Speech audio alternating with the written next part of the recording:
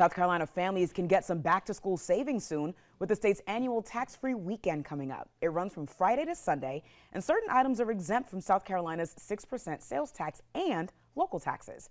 State House reporter Mary Green has the details on how to stretch your dollars as far as you can. The South Carolina Department of Revenue says last year shoppers bought more than $26 million worth of tax-free items during the state's tax-free weekend. We asked the experts how to maximize these benefits this year.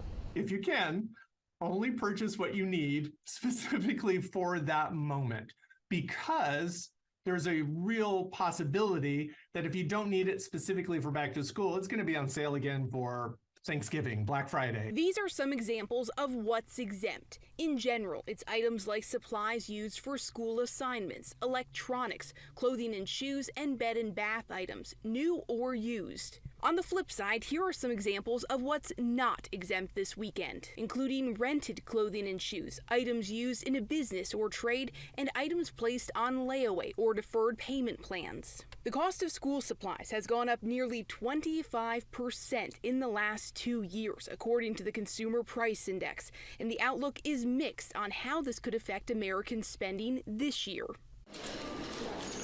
The National Retail Federation projects Americans will spend a record $41.5 billion on back-to-school shopping this year, while a survey from Deloitte predicts this spending could decrease for the first time in nearly a decade. I think it's likely we'll see more spending this year just because prices have gone up. So everything is more expensive, and so that's going to lead to higher total sales volume.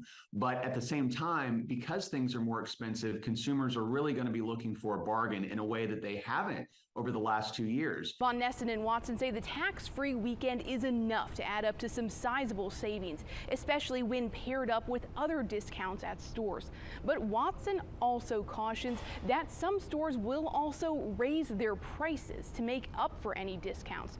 So with anything else, it pays to do your homework on back-to-school shopping.